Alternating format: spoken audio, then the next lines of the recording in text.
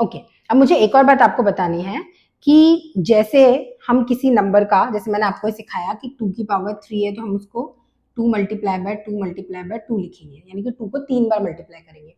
तो अगर मैं आपको ऐसे दे दूं 5 multiply by 5 multiply by 5 multiply by 5, तो क्या मैं इसको 5 की पावर 4 लिख सकती हूँ? हाँ, मैं चाहूं तो इसका ये भी कर सकती हूँ रिवर्स, इसको ओपन करके ऐसे लिखूं 5 को 4 बार मल्टीप्लाई किया, या अगर 5 4 बार मल्टीप्लाई हो रहा है और मैं मल्टीप्लाई करना नहीं चाहती हूँ तो मैं उसको 5 की पावर 4 भी लिख सकती हूँ। ठीक है, अभी तो क्वेश्चन पे डिपेंड करेगा कि क्वेश्चन में हमें करना क्या है।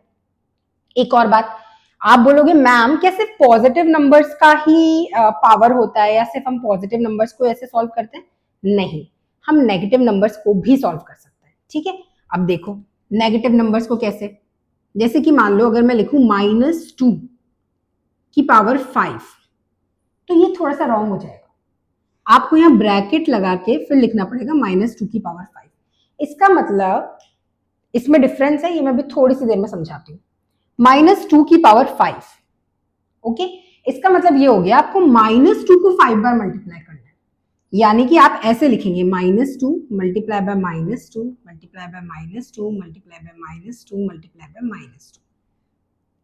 ठीक है, अब आंसर क्या आता है वो अपन बाद में सोचेंगे, लेकिन इस तरीके से आप इसको खोलेंगे या आप इसको सॉल्व करेंगे। अब मैंने अभी अभी एक नंबर लिखा था ये -2 की पावर 5, इसका क्या मतलब होता है? क्या ये दोनों सेम है? बताओ, कमेंट्स में लिखो यस और नो। नहीं, ये दोनों सेम नहीं है। ठीक है, इसका ये मतलब हुआ कि सिर्फ 2 की पावर 5 है, यानी कि सिर्फ 2 को 5 बार लिखना है, माइनस एक ही बार आएगा पर हम 2 को 5 बार लिखेंगे, 1 2 3 4 और 5। जबकि यहां पर ब्रैकेट लगा हुआ था तो मतलब था कि -2 की पावर 5 है, यानी कि -2 को 5 बार मल्टीप्लाई करना है। तो आपको डिफरेंस समझ में आया दोनों चीजों में? यस और नो? समझ में आया ना डिफरेंस? Okay good. तो आप ये ध्यान रखेंगे कि अगर -2 की पावर 5 है तो हमें फिर ब्रैकेट लगाना पड़ेगा, ताकि जो मीनिंग है वो क्लियरली हम आगे बता पाए।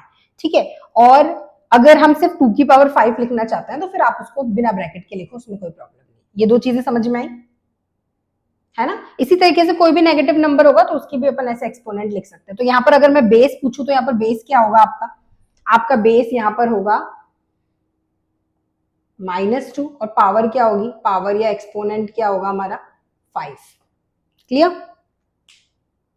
चलो let's do the next one now.